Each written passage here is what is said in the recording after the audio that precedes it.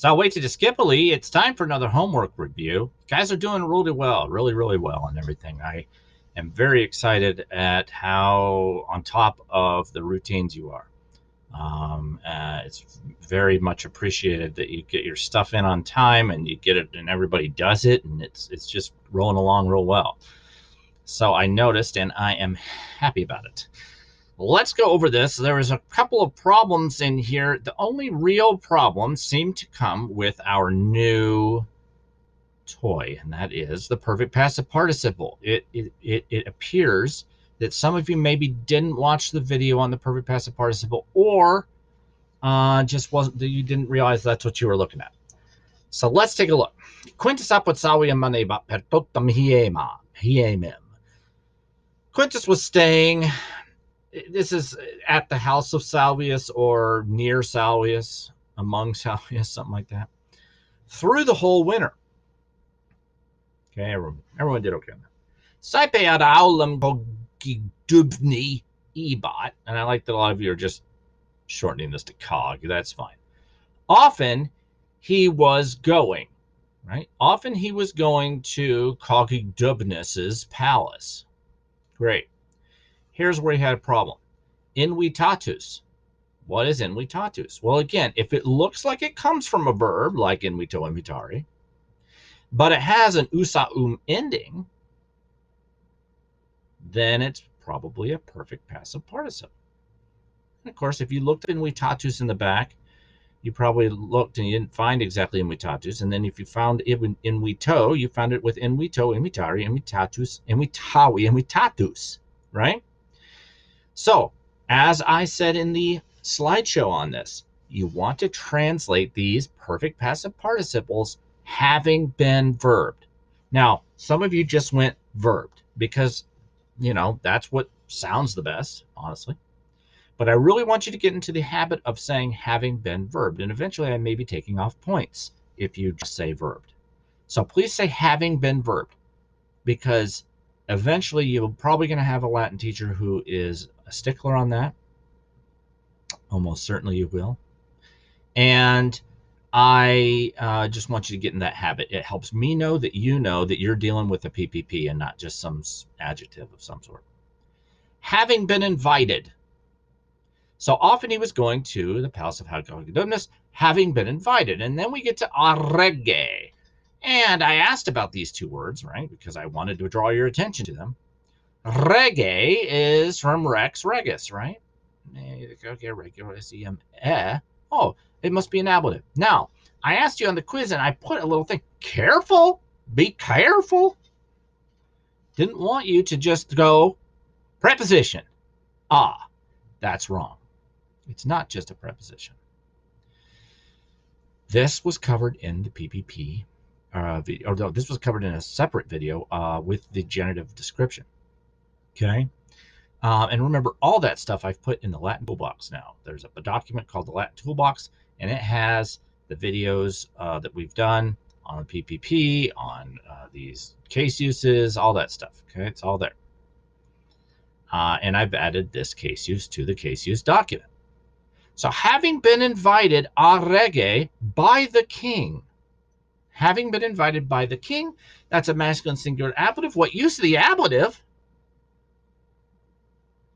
Ablative of agent. Remember, a person, if it's if you have a passive participle, the ablative of agent is the person that was doing it. Having been invited by the king, that is, the king was doing the inviting, right? Having been invited by the king. That's a perfect passive participle invitatus, masculine singular nominative. Us. Quintus was narrating to him, multa, many things, literally, many things about the city of Alexandria, because the king, volebat, always was wanting, the king was always wanting to audire, hear, aliquid novi, something new. Because the king was always wishing to hear something new. I asked you, what's audire? Come on. That's just a present active participle. You know what that is.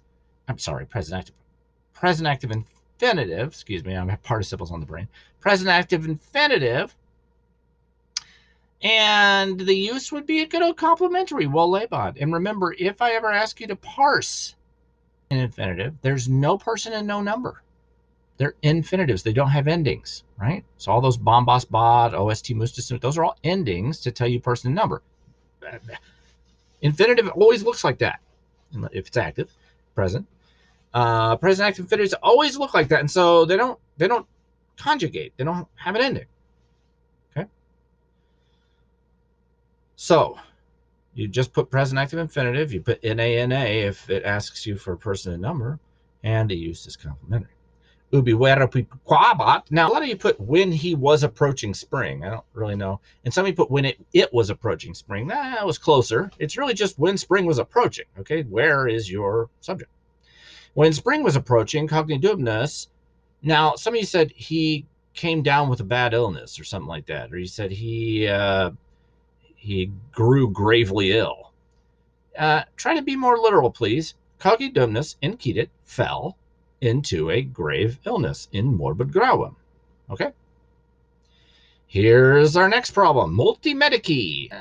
Some of you guys gotta make sure that you're looking up words, especially if after you get done translating it, it doesn't make sense, right? So some of you are like many medicines searched. Well, medicine, what do you mean? Medicus is a doctor. Okay. So many doctors ad aulam arcesiti. What is that? I just put a box around it. Guess what it is? Well, it looks like it comes from arcesso, meaning to summon, and yet it has an adjective ending like us aum on it with that e. Could it be? Yes. It's a perfect passive participle again. So how do we want to translate it? Having been summoned.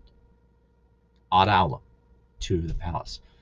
So many of you turned that into a verb, and then you were required to add stuff that wasn't there.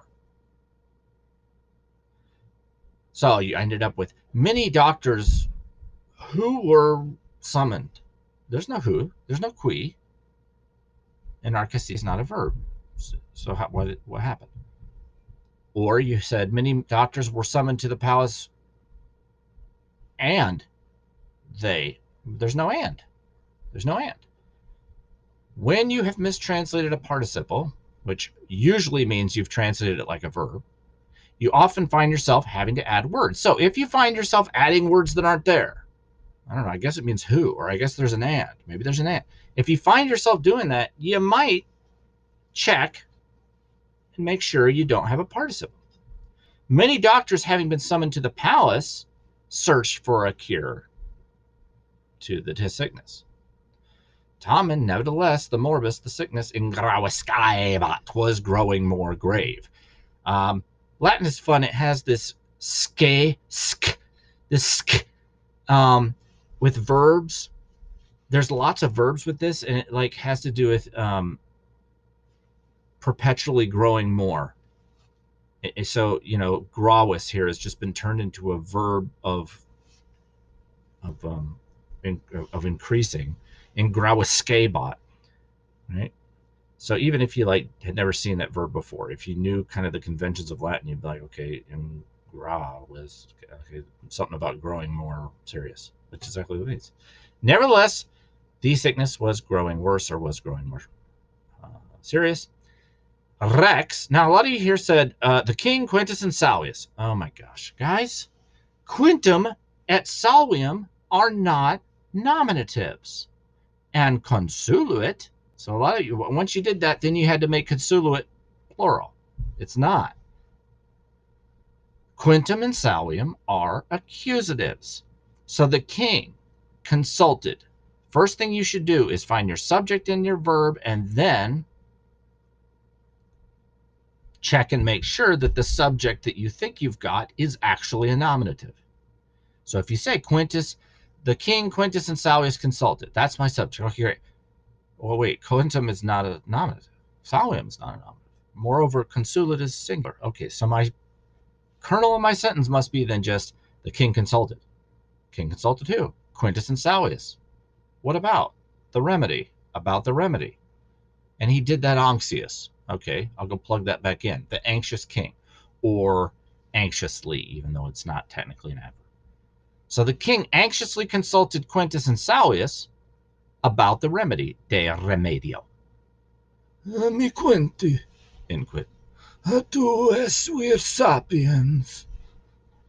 My Quintus, he said, you are a wise man.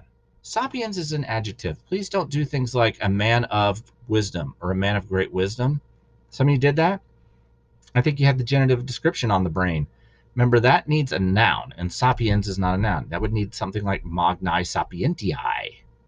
Happens all the time. That's a great turn of a phrase. It's not what we got here. You are a wise man. Volo te mihi consilium dare.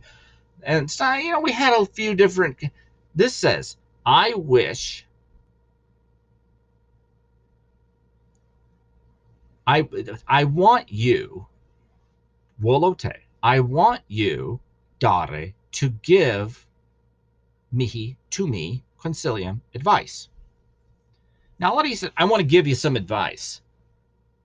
Should I go to the sacred font? That doesn't work.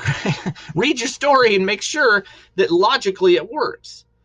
I want you to give me some advice. I want you, te, dare, to give mihi, to me, advice. Ad fontem sacrum ire debeo. Ought I go? Or should I go? Or must I go? Debeo ire. To the fontem sacrum, to the sacred fountain. Fontem is accusative, right? Fons fontis. It's masculine. How do I know it's masculine? Sacrum is with it, and it has um as opposed to sacram with am. You say, yeah, but fontem is third declension. Or sacrum could be neuter. How do you know it's not neuter? How do you know it's neuter? Because fontem. It would be fons again, right? It would not be using an em ending if it were neuter. It has to be a masculine. So it's a masculine singular accusative prepositional use. See that odd? Preposition. So make sure you're reading these, because if he says, I want to give you some advice. Should I go to the sacred font? That's not advice. He's asking a question. That logically does not work. In grabescabat, I forgot, but that was third person singular. Imperfect active indicative. You're doing really well. Everyone's doing really well. If you're having any problems or any questions, though, drop in office hours. I mean, some of you are doing it, some of you are not. I'm here. And if you can't make 1 to 3, if it's impossible for you to make 1 to 3 any day of the week, so you absolutely cannot make any window of my office hours, then email me and we'll set up an appointment. But otherwise, you just drop in. And you can drop in for 3 minutes and say, hi, how are you doing? I had a question. What's ubi? I'd probably say, look it up in the dictionary. Why are you bothering me with that kind of question? But you don't need to, it doesn't have to be a big deal is what I'm saying. It doesn't have to be some humongous misunderstanding. You could just say, look, I'm just having trouble finding this one word, or, I just don't understand this one sentence. So some of my drop-ins are literally about 2 minutes long. And I say, oh, it's this, blah, blah, blah. And they say, oh, okay, I get it. Okay, thanks. Bye. And then they leave. So it doesn't have to be a long, drawn-out process. You drop in, drop out. Okay? But if you do need longer, you can take longer. All right. As you know, I have issued a challenge, or I was forced to issue you a challenge by the Dark Lord of the Sith, who said that as an imperial incentive, if everyone turns in their quiz by 5 p.m. on Friday, you will receive the honor of his presence for the homework review, okay, the next time. So, yeah, get that in so that we can all be honored by that. At any rate, let me know if you have any questions.